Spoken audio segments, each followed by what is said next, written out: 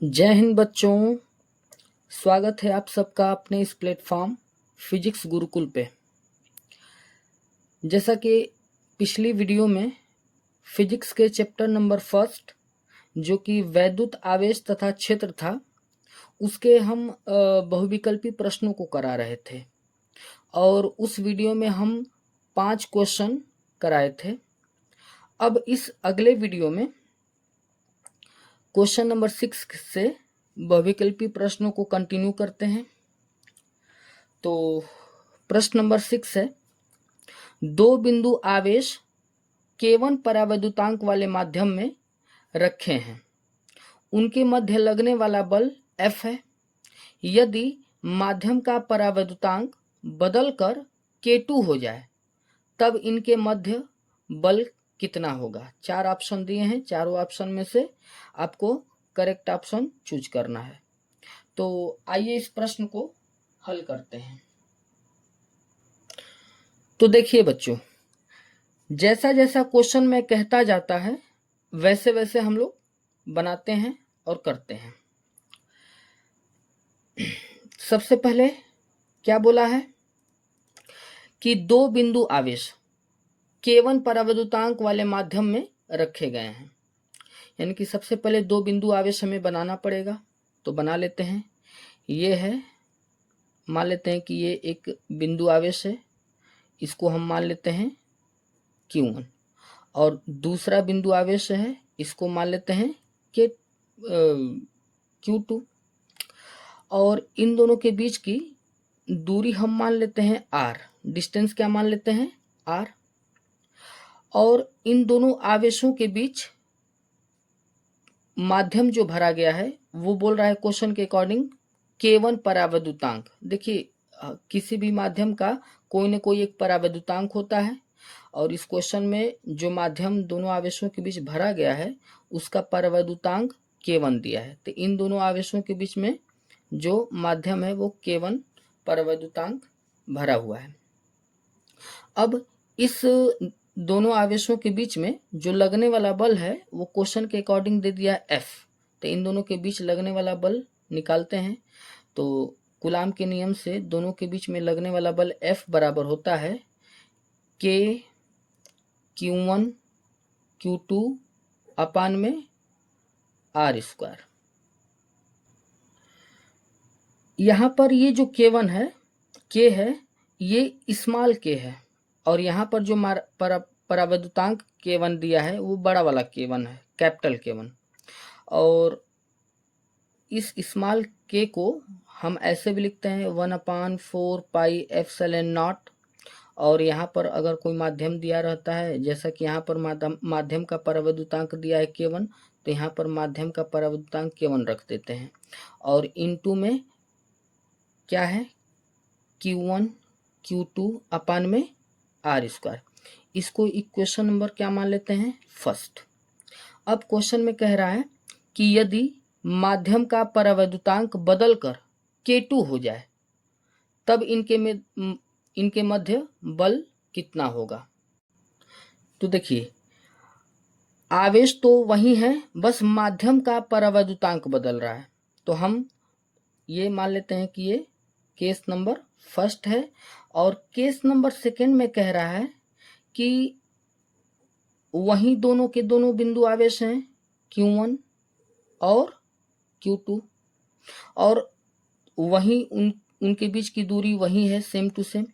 और अब की बार केस नंबर सेकंड में कह रहा है कि दोनों आवेशों के बीच जो परावैद्युतांक है माध्यम का वो बदल कर K2 कर दिया जाए, तो इनके बीच कितना बल होगा। तो हम मान लेते हैं कि इनके बीच बल जो है वो F डैश हो जाएगा। कितना हो जाएगा? F डैश हो जाएगा। पहले इन दोनों के बीच में बल F लग रहा था, और अब इन दोनों के बीच में जो बल लग रहा है वो F डैश लग रहा है। तो कितना होगा, इसी फार्मूले के अकॉर्डिंग निकालते हैं। तो F डैश बराबर ये 1/4 पाई एप्सिलॉन नॉट। अब की बार माध्यम का परावैद्युतांक क्या हो गया है? K2। तो यहाँ K1 की जगह क्या हो जाएगा? K2 इंटू आवेश तो वही है Q1 Q2 अपान में R स्क्वायर। इसको हम मान लेते हैं इक्वेशन नंबर सेकंड। अब हम क्या करते हैं कि इक्वेशन फर्स्ट और सेकेंड दोनों का डिवाइड कर देते हैं। तो लिखते हैं समीकरण फर्स्ट डिवाइड बाय समीकरण सेकेंड। तो फर्स्ट इक्वेशन में लेफ्ट हैंड साइड क्या है f, और बट्टे में सेकेंड इक्वेशन का लेफ्ट हैंड साइड क्या है f डैश, बराबर फर्स्ट इक्वेशन का राइट हैंड साइड क्या है, तो वो है 1/4 pi epsilon not into K1 into Q1 Q2 अपान में R स्क्वायर, और बट्टे में सेकेंड इक्वेशन का दूसरे वाले समीकरण का राइट हैंड साइड क्या है 1/4 pi epsilon not into K2 into Q1 Q2 अपान में R स्क्वायर। अब देखिए बच्चों, ये वाला जो टर्म है वो बट्टे के ऊपर और नीचे सेम है, तो इस वाले टर्म से इस वाला टर्म क्या हो जाएगा कैंसिल आउट हो जाएगा। जब भी दो चीजें सेम बट्टे के ऊपर नीचे रहती हैं तो आपस में एक दूसरे को कैंसिल आउट कर देती हैं, ठीक है। अब यहाँ पर भी थोड़ा सा देखो 1/4 पाई एप्सिलॉन नॉट इसमें भी है और 1/4 पाई एप्सिलॉन नॉट इसमें भी है, बट्टे के नीचे भी है। तो हम क्या करते हैं कि 1/4 पाई एप्सिलॉन नॉट और 1/4 पाई एप्सिलॉन नॉट इन दोनों को क्या कर देते हैं कैंसिल आउट कर देते हैं। तो f अपान में f डैश कितना बचा, तो ऊपर बचा है 1/K1, ऊपर क्या बचा है 1/K1 और मेन बट्टे है तो ये मेन बट्टे लगा दीजिए, और मेन बट्टे के नीचे क्या बचा है 1/K2, क्या बच गया है 1/K2। अब मेरी बात ध्यान से सुनिएगा बच्चों, ये जो मेन बट्टे के बट्टे में है वो सबसे ऊपर जाता है और ये सबसे नीचे जाता है, तो क्या हो जाएगा f अपान में f dash equal to K2 सबसे ऊपर जाएगा तो K2 का 1 में मल्टीप्लाई होकर K2 बन जाएगा, अपान में 1 K1 के साथ जाएगा तो 1 का K1 में मल्टीप्लाई होकर K1 बन जाएगा। अब यहाँ से हम क्या करते हैं क्रॉस मल्टीप्लाई कर देते हैं, तिर्यक गुणा कर लेते हैं। तो f डैश का K2 में मल्टीप्लाई करेंगे तो f डैश इंटू K2 हो जाएगा, इक्वल टू में f का K1 में मल्टीप्लाई करेंगे तो f K1 हो जाएगा। अब देखिए बच्चों, हमें क्या निकालना है, ये जो दूसरे केस में माध्यम का परावैद्युतांक बदल जा रहा है तो उसमें कितना बल लग रहा है वही f डैश निकालना है। तो यहाँ से f डैश निकालने के लिए K2 को इधर भेजना पड़ेगा, तो जब K2 जो है इधर जाएगा तो f डैश के साथ मल्टीप्लाई में है यानी कि गुणे के रूप में है, तो K2 जब उधर जाएगा तो बट्टे के नीचे चला जाएगा, तो f डैश कितना आ जाएगा, तो इधर पहले से क्या है K1F और बट्टे में जो K2 है वो उधर जाएगा तो बट्टे के नीचे चला जाएगा K2। अब ऐसा ऑप्शन किस में है देखिए, ऊपर K1 है और नीचे K2 है, तो क्या पहले ऑप्शन में है, नहीं, ऊपर K2 है और नीचे K1 है, तो पहला ऑप्शन गलत। और यहाँ तो कहीं 2 आ नहीं रहा है तो ये भी गलत। ऊपर K1 है नीचे K2 है और इनटू में F है, इसलिए ये ऑप्शन किस में मैच कर रहा है, सी ऑप्शन क्या है सही है, और इस क्वेश्चन का option number C correct answer है। आई होप कि समझ में आया होगा। अब आइए अगले क्वेश्चन की तरफ। क्वेश्चन नंबर 7 है, के परावैद्युतांक वाले माध्यम में रखे दो आवेशों के बीच लगने वाला बल F1 है, माध्यम बदल देने पर आवेशों के बीच बल F2 हो जाता है, तो माध्यम का परावैद्युतांक क्या होगा। आइए पहले इस क्वेश्चन का फिगर बनाते हैं। सबसे पहले बोला है कि के परावैद्युतांक वाले माध्यम में रखे दो आवेशों के बीच, पहले तो हम दो आवेशों को ले लेते हैं और उनके बीच कौन सा माध्यम रख देते हैं, के परावैद्युतांक का कोई माध्यम रख देते हैं। तो वही सेम टू सेम जैसा कि पिछले क्वेश्चन में हम लिए थे, इस क्वेश्चन में भी दो केस की बात कर रहा है। तो फर्स्ट केस में हम से क्या बोल रहा है कि दो बिंदु आवेश हैं, मान लेते हैं कि ये पहला बिंदु आवेश है Q1 और इससे कुछ दूरी पर दूसरा बिंदु आवेश है Q2 और इन दोनों के बीच दूरी कितना है तो वो मान लेते हैं R है। अब की बार बोल रहा है कि इन दोनों आवेशों के बीच जो माध्यम भरा गया है उसका परावैद्युतांक क्या है, K है, तो K परावैद्युतांक भर देते हैं।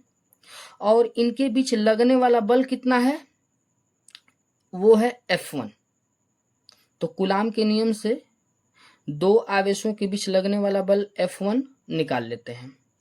तो दो आवेशों के बीच लगने वाला बल F1 कूलाम के नियम से कितना होता है, F1 equal to 1/4 pi epsilon naught और माध्यम का परावैद्युतांक क्या दिया है, K, तो यहाँ पर क्या रख लेते हैं K, क्योंकि एप्सिलॉन नॉट के साथ अगर कोई माध्यम का परावैद्युतांक दिया रहता है तो उससे गुणा हो जाता है। फिर इनटू में क्या होता है Q1 Q2 अपान में R²। इसको इक्वेशन नंबर क्या मान लेते हैं, फर्स्ट।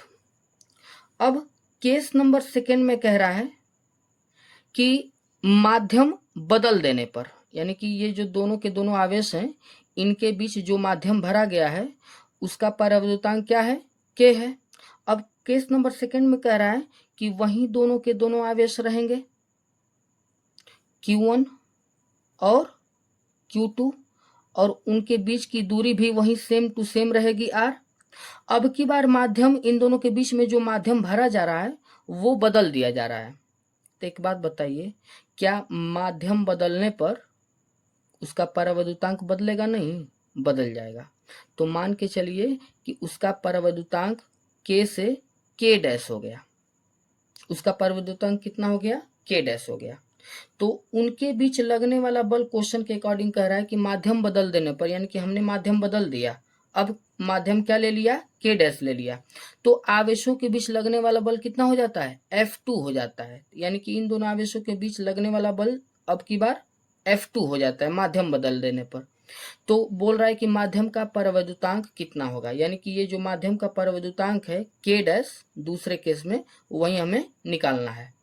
तो इस दोनों आवेशों के बीच में भी लगने वाला बल F2 निकाल लेते हैं कूलाम के नियम से ही, इसी के जैसा।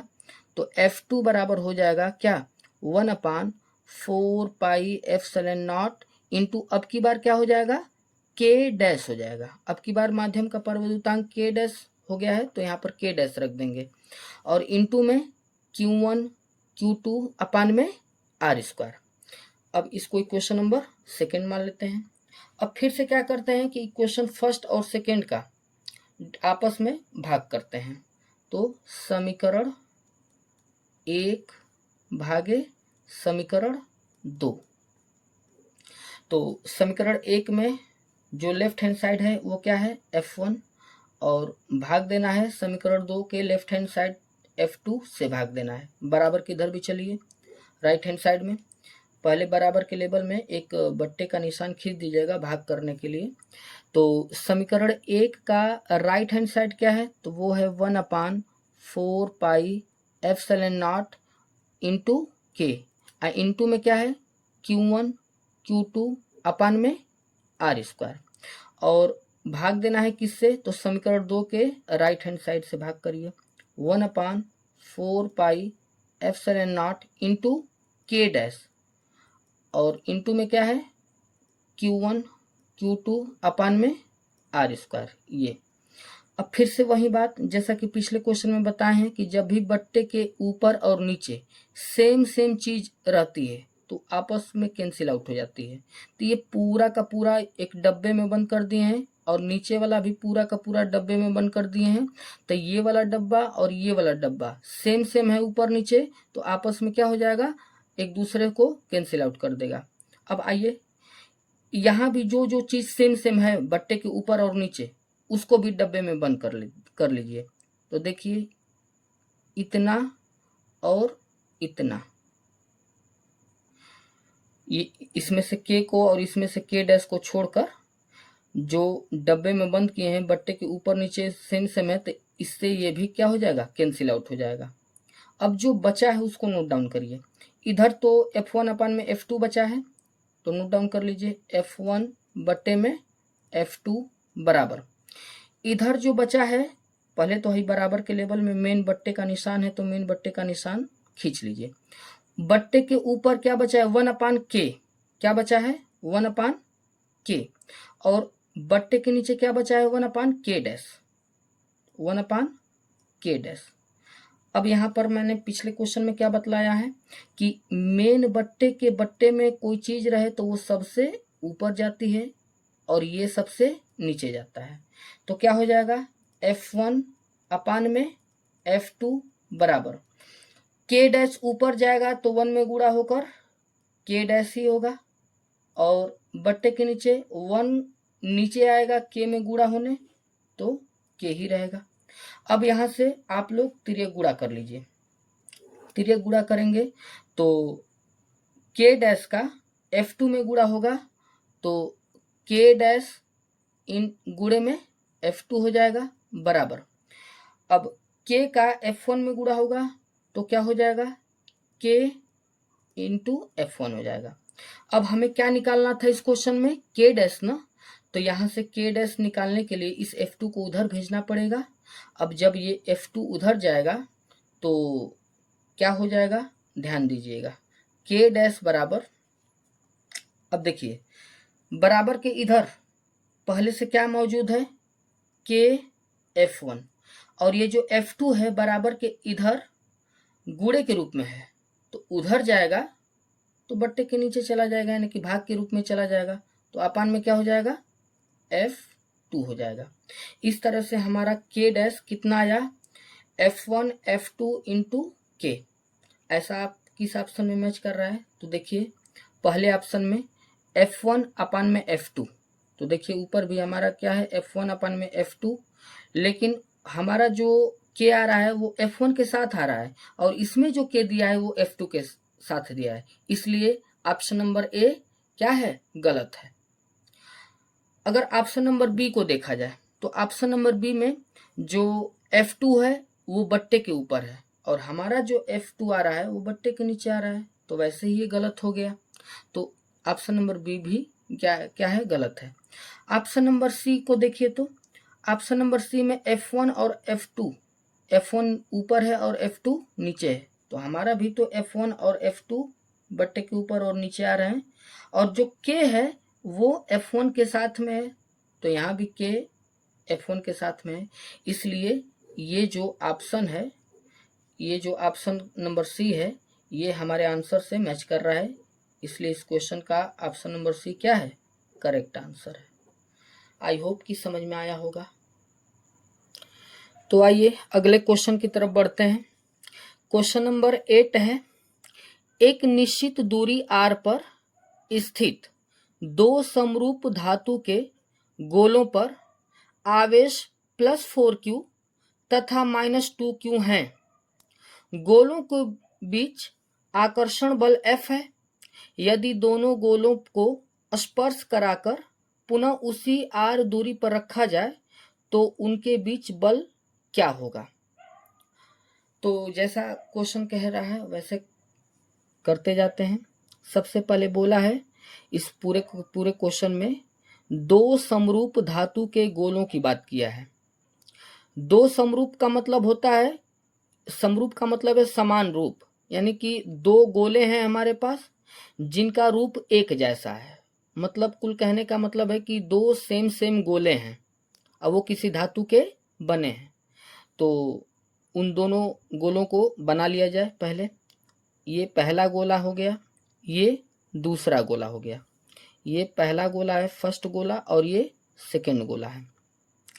अब कह रहा है क्वेश्चन में कि दोनों के दोनों कितने दूरी पर रखे हुए हैं, एक निश्चित दूरी r पर रखे हुए हैं, और क्वेश्चन के अकॉर्डिंग कह रहा है कि जो पहला गोला है इस पर आवेश +4q है, यानी कि इस पर आवेश मान लेते हैं कि कितना है +4q, और जो दूसरा गोला है उस पर आवेश है -2q। ठीक है, यहाँ तक हमने पढ़कर फिगर बना लिया कि एक निश्चित दूरी r पर एक निश्चित दूरी क्या ले लिया r, और उस दूरी पर दो समरूप धातु के गोले स्थित हैं और पहले गोले पर +4q आवेश और दूसरे गोले पर -2q आवेश उपस्थित है। तो इतना तक हम फिगर बना लिए हैं। आगे पढ़ते हैं। लिखा है गोलों के बीच आकर्षण बल F है, यानी कि इन दोनों गोलों के बीच आकर्षण बल कितना है? F है। तो ठीक है, आकर्षण बल F की बात किया है, तो ये आकर्षण बल पहले गोले पर आवेश +4q और दूसरे गोले पर आवेश -q, तो दोनों आवेशों के बीच लगने वाला जो आकर्षण बल है वो कूलाम के नियम से निकलता है। तो कूलाम का नियम क्या कहता है? F = क्या कहता है? K Q1 Q2 अपान में R²। तो F = ये K है तो K रहने दिया जाए, क्योंकि यहाँ पर माध्यम का कोई जिक्र नहीं कर रहा है, तो यहाँ पर इसको हम K को 1/4πε0 में नहीं लिखेंगे। जब माध्यम का जिक्र करता ना तो यह इस K को बदल के 1/4πε0 लिख लेते, लेकिन माध्यम का कोई जिक्र नहीं कर रहा है तो K को K रहने देते हैं। यहाँ पर Q1 का मतलब कि पहले गोले पर आवेश, Q1 का मतलब पहले गोले पर आवेश क्या है? +4q। और एक चीज जान लीजिएगा, कूलाम का नियम लगाते समय यह जो Q1 और Q2 हैं इनको बिना चिन्ह के रखा जाता है, यानी कि Q1 का मान अगर प्लस में है तो इसका केवल और केवल वैल्यू रखा जाता है 4q। इनटू में Q2 का मान कितना है? -2q, लेकिन यहाँ पर बिना चिन्ह के रखना है तो Q2 का मान रख देते हैं 2q, क्योंकि ये Q2 का मतलब होता है दूसरे गोले पर आवेश, तो 2q रख दिया और अपान में क्या हो जाएगा? R²। तो मेरे हिसाब से इसको सॉल्व कर लेते हैं तो कितना आएगा? ये K है तो K रख देते हैं और 4 का 2 में गुणा होकर 8 हो जाएगा और Q का Q में गुणा होकर Q² हो जाएगा और अपान में क्या है? R²। ठीक है, यहाँ तक तो हमारा क्वेश्चन यही कह रहा है। अब आगे कह रहा है कि यदि दोनों गोलों को स्पर्श कराकर, इसका मतलब कि ये केस नंबर फर्स्ट हम कर लेते हैं और केस नंबर सेकेंड में कह रहा है कि यदि दोनों गोलों को स्पर्श कराकर, पहले दोनों गोलों को क्या कीजिए? स्पर्श कराइए। तो हमने क्या किया? दोनों गोलों को स्पर्श करा लिया। ठीक है, इस गोले पर कितना आवेश था? +4q और इस गोले पर आवेश कितना था? -2q। ठीक है, स्पर्श करा लिया और स्पर्श कराने के बाद कह रहा है कि उसी दूरी r पर रख दिया जाए, यानी कि एक बार टच कराया और टच करा के जस का तस ऐसे वापस रख दिया, टच करा के ऐसे वापस रख दिया और उतनी ही दूरी पर रखा जा रहा है जितना दूरी पहले था, r दूरी पर। ये पहला गोला है और ये दूसरा गोला है। ठीक है, तब कह रहा है कि उनके बीच बल क्या हो जाएगा।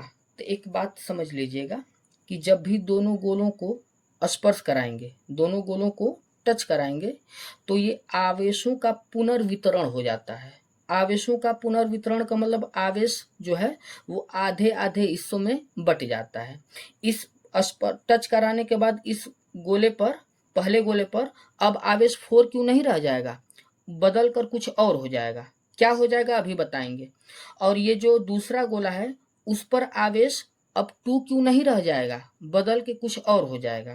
तो इस पहले गोले पर आवेश कैसे निकालना है? टच कराने के बाद, जब टच कराने के बाद अलग करेंगे तो इस पहले गोले पर और दूसरे गोले पर आवेश का अलग अलग बंटवारा हो जाएगा। वो कैसे होगा? तो देखिए, आधा आधा आवेश बट जाएगा, तो कुल मिला के 2 ही आवेश है, तो इस गोले पर आवेश अगर निकालना हुआ तो इन दोनों को जोड़कर 2 से भाग करेंगे और इन दोनों को जोड़ते समय इनका बीजगणितीय योग करते हैं। बीजगणितीय योग का मतलब पहला आवेश प्लस में है तो उसको प्लस चिन्ह के साथ रखना और दूसरा आवेश माइनस में है तो माइनस चिन्ह के साथ रखना और अपान में 2 कर देंगे, तभी इस पर आधा आवेश का बंटवारा पता चलेगा। तो कितना हो जाएगा? 4q में से 2q घटाएंगे तो 2q बचेगा और वो भी प्लस में बचेगा और अपान में 2, तो 2 से 2 कट कर क्या आ जाएगा? q। तो पहले गोले पर आवेश कितना आया? q। टच करा के जैसे ही अलग करेंगे पुनः r दूरी पर, तो पहले गोले पर आवेश की मात्रा कितनी आएगी? q। ठीक ऐसे ही दूसरे गोले पर निकालिए। दूसरे गोले पर निकालने के लिए वही काम करना है, दोनों गोलों पर जो पहले आवेश था उनका बीजगणितीय योग करिए, यानी कि +4q और ये -2q। बीजगणितीय योग का मतलब उनके चिन्हों के साथ उनको जोड़ना, और अपान में दो ही आवेश है तो 2 से भाग करिए। तो कितना आ जाएगा, 4q में से 2q घटाएंगे तो प्लस में 2q बचेगा, अपान में 2 से 2 कट कर यहाँ भी आवेश कितना आएगा, q आएगा। तो स्पर्श कराकर और जैसे ही अलग अलग करेंगे तो दोनों गोलों पर बराबर बराबर आवेश बंटवारा हो जाएगा। इस गोले पर q आवेश बचा और इस गोले पर q आवेश बचा। अब इन दोनों के बीच लगने वाला बल मान लेते हैं F डैश है। कितना है, F डैश। तो F डैश फिर से कूलाम के नियम लगाकर निकालेंगे। तो F डैश बराबर क्या होगा, K Q1, यही कूलाम के नियम है। F बराबर K Q1 Q2 अपान में R स्क्वायर। तो K रहेगा। Q1 का मतलब टच कराने के बाद पहले गोले पर आवेश।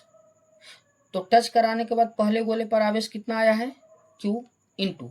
Q2 का मतलब टच कराने के बाद दूसरे गोले पर आवेश, वो कितना आया है, Q। तो Q रख दिया जाए, अपान में दूरी तो वही है R, तो R का स्क्वायर कर दिया जाए। इसको हम इक्वेशन नंबर फर्स्ट मान लेते हैं और इसको इक्वेशन नंबर सेकंड मान लेते हैं। अब दोनों इक्वेशन का भाग कर देते हैं, समीकरण फर्स्ट में समीकरण सेकंड का भाग कर देते हैं। तो समीकरण 1 भागे समीकरण 2। तो समीकरण 1 का लेफ्ट हैंड साइड लिखिए F, और समीकरण 2 का लेफ्ट हैंड साइड लिखिए F डैश। बराबर के लेवल में बट्टे खींच दीजिए।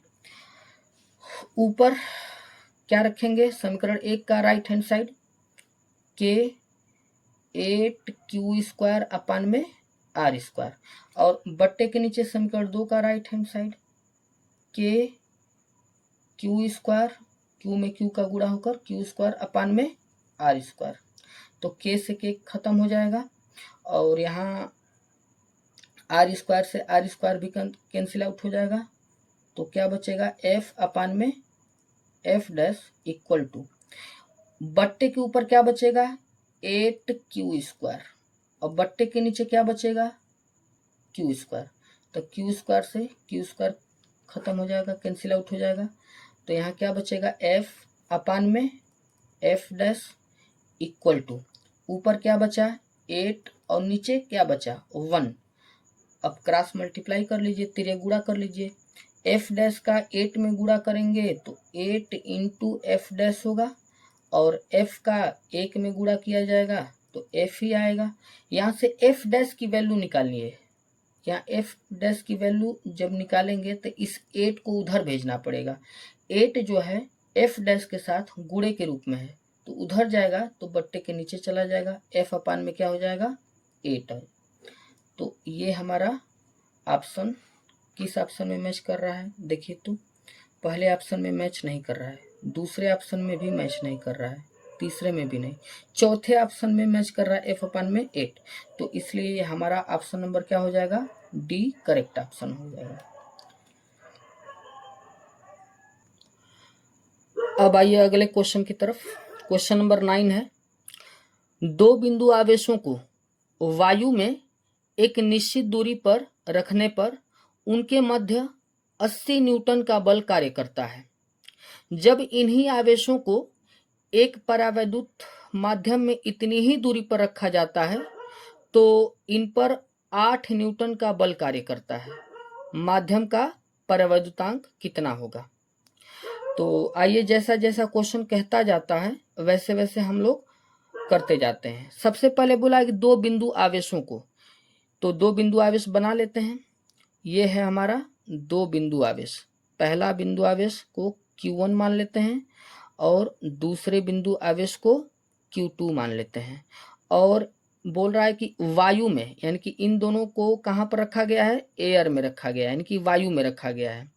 तो और एक निश्चित दूरी पर रखने पर मान लेते हैं कि इन दोनों आवेशों के बीच वो निश्चित दूरी क्या है, R है। कुछ तो मानना ही पड़ेगा। और उनके बीच लगने वाला जो बल है वो कितना न्यूटन का है, 80 न्यूटन का। यानी कि इन दोनों के बीच लगने वाला जो बल है वो F बराबर क्या है, 80 न्यूटन है। तो कूलाम के नियम से इस बल को निकाल लेते हैं। तो कूलाम के नियम से जो बल निकल के आता है वो F बराबर क्या होता है, K Q1 Q2 अपान में R स्क्वायर।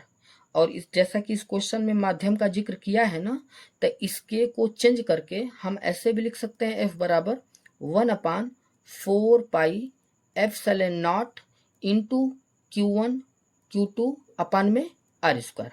अब देखिए दोस्तों, जब दोनों आवेशों के बीच वायु भरा रहे यानी कि एयर भरा रहे तो यहाँ पर एप्सिलॉन नॉट के साथ कुछ नहीं आएगा। लेकिन अगर दोनों आवेशों के बीच कोई माध्यम भरा रहेगा वायु के अलावा, तो उसका परावैद्युतांक दिया रहेगा K, और परावैद्युतांक K दिया रहेगा तो यहाँ पर एप्सिलॉन नॉट के साथ K आ जाएगा।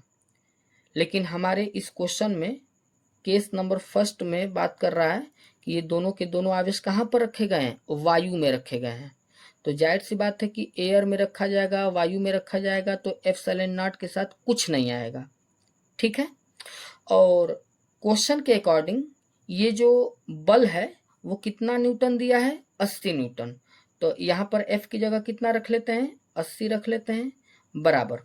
और यहाँ पर 1/4 pi epsilon not into Q1 Q2 अपान में R स्क्वायर रख लेते हैं। ठीक है। तो इसको हम मान लेते हैं इक्वेशन नंबर फर्स्ट। अब केस नंबर सेकेंड में क्या कह रहा है, इसी क्वेश्चन में बोल रहा है कि जब इन्हीं आवेशों को, यानी कि यही दोनों के दोनों आवेश हैं, एक परावैद्युत माध्यम में इतनी ही दूरी पर रखा जाता है, यानी कि इन्हीं दोनों आवेशों को उतनी ही दूरी पर किसी और माध्यम में रख दिया जाए, तो वहीं के वहीं आवेश हैं Q1 और Q2, और उनके बीच की दूरी भी उतना ही है R। लेकिन अब की बार ये दोनों के दोनों आवेश किसी माध्यम में रख दिए गए हैं, और जिस माध्यम में रखे जाएंगे उसका कोई ना कोई परावैद्युतांक होगा। अब परावैद्युतांक को K से डिनोट करते हैं, तो वायु के अलावा और कोई माध्यम रहेगा तो उस माध्यम का कोई ना कोई एक परावैद्युतांक K होगा। तो केस नंबर सेकंड में कह रहा है कि इस Q1 और Q2 आवेश को कोई किसी माध्यम में रख दिया जाए जिसका परावैद्युतांक K है, और उतनी ही दूरी पर रखा जाए। तो अब की बार जो बल कार्य कर रहा है वो मान लेते हैं F डैश है। अब वो कितना न्यूटन हो जाता है, 8 न्यूटन। जैसे कि बोला है क्वेश्चन में कि इतनी ही दूरी पर रखा जाता है, तो इन पर 8 न्यूटन का बल कार्य करता है। तो 8 न्यूटन का बल कार्य किया। तो हमसे क्या पूछ रहा है, माध्यम का परावैद्युतांक, यानी कि ये जो माध्यम का परावैद्युतांक है इसका ही मान हमसे पूछा जा रहा है। तो फिर से कूलाम का नियम लगा के अब की बार माध्यम के होने पर बल निकालते हैं। तो कूलाम के नियम से माध्यम के होने पर बल मान लेते हैं F डैश है। अब वो कैसे निकालेंगे, 1/4 पाई एप्सिलॉन नॉट, और यहाँ पर अब की बार माध्यम का जिक्र कर दिया है तो यहाँ पर एप्सिलॉन नॉट के साथ क्या आ जाएगा, K आ जाएगा। एयर का जिक्र करेगा तो एप्सिलॉन नॉट के साथ K नहीं आएगा। तो इनटू में Q1 Q2 अपान में क्या है, R स्क्वायर। अब देखिए क्वेश्चन के अकॉर्डिंग माध्यम के होने पर बल कितना हो जाता है, 8 न्यूटन। तो यहाँ F डैश यानी कि माध्यम के होने पर बल है, तो F डैश की जगह कितना रख दिया जाए, 8 बराबर में 1/4 pi epsilon not into K। Into में क्या है, Q1 Q2 अपान में R स्क्वायर। इसको हम मान लेते हैं इक्वेशन नंबर सेकेंड। अब क्या करते हैं कि इक्वेशन फर्स्ट और सेकेंड का आपस में भाग करते हैं। समीकरण 1 भागे समीकरण 2। तो समीकरण 1 का लेफ्ट हैंड साइड क्या है, 80 है, और भाग करना है समीकरण 2 के लेफ्ट हैंड साइड से, भाग कर दीजिए बराबर। बट्टे के ऊपर क्या, समीकरण 1 का राइट हैंड साइड लिखिए क्या है, 1/4 पाई एप्सिलॉन नॉट और इनटू में Q1 Q2 अपान में R स्क्वायर।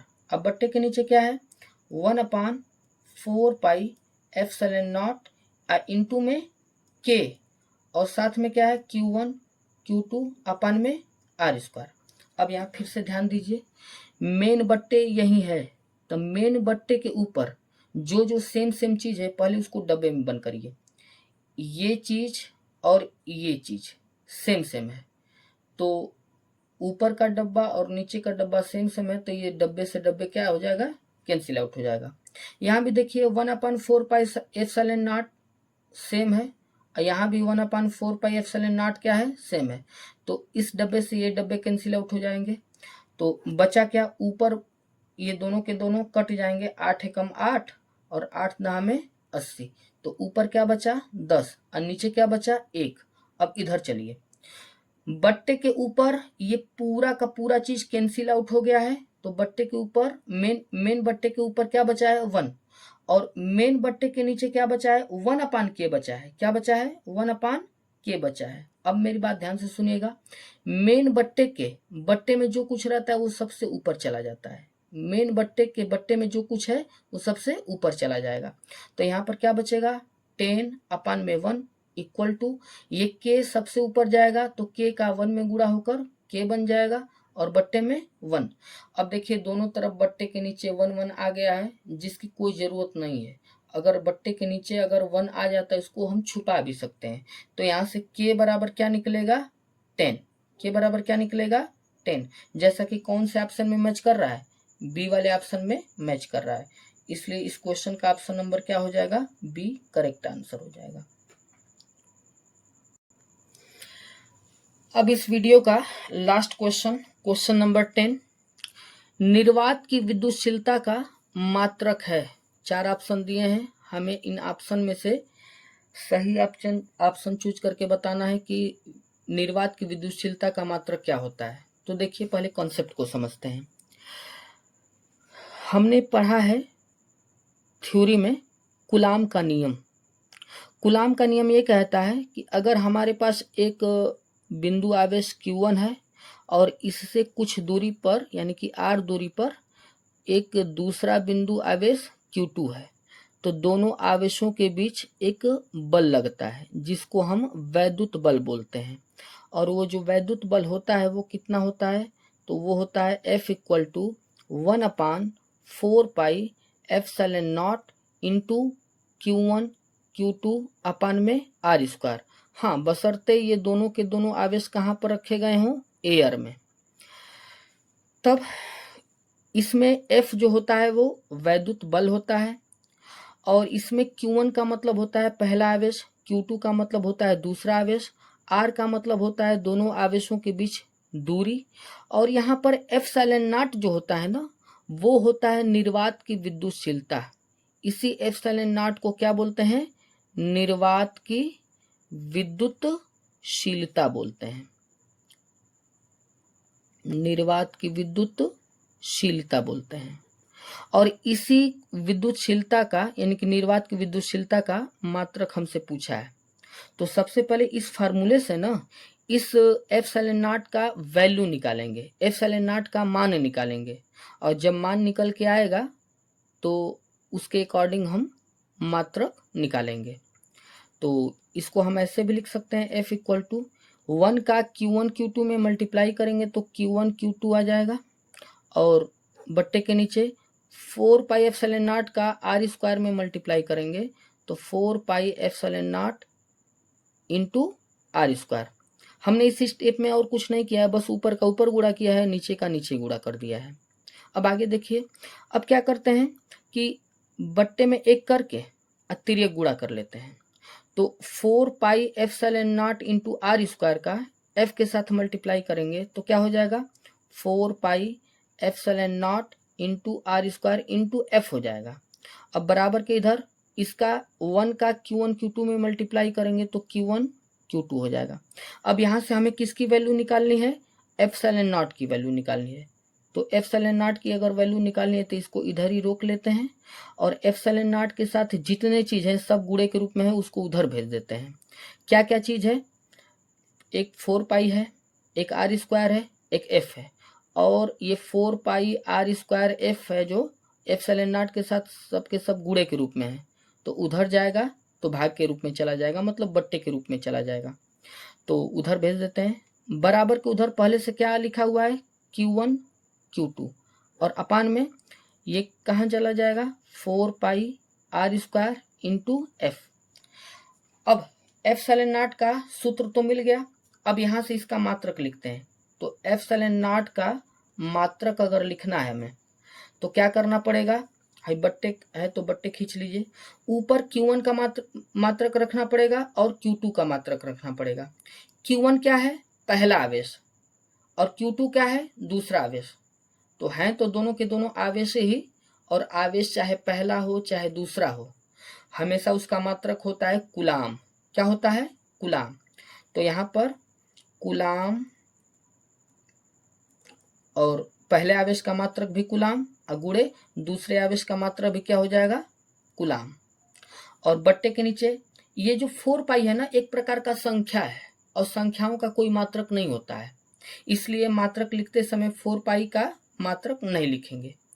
आगे चलिए, ये है आर। तो आर जो होती है वो दूरी होती है, और दूरी का मात्रक क्या होता है, मीटर। तो यहाँ पर मीटर रख देते हैं, और चूंकि स्क्वायर है तो मात्रक मीटर रखकर और उसका भी स्क्वायर कर देते हैं। और गुणे में क्या है, एफ।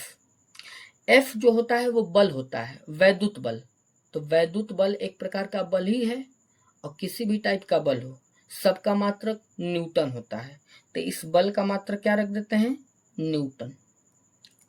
अब आगे देखिए, कूलाम का कूलाम में गुणा होगा तो कूलाम का स्क्वायर हो जाएगा, तो बट्टे के ऊपर क्या हो जाएगा, कूलाम स्क्वायर, और न्यूटन को पहले लिख लेते हैं, न्यूटन, और गुणे की जगह हम डैश लगा देते हैं मात्रक लिखते समय, ये तरीका होता है।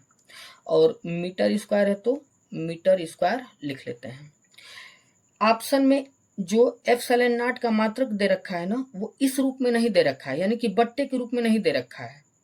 तो इसको अगर बट्टे के रूप में नहीं रखना है तो कैसे और रख सकते हैं, तो देखो बट्टे के ऊपर कूलाम स्क्वायर है तो कूलाम स्क्वायर रख देते हैं,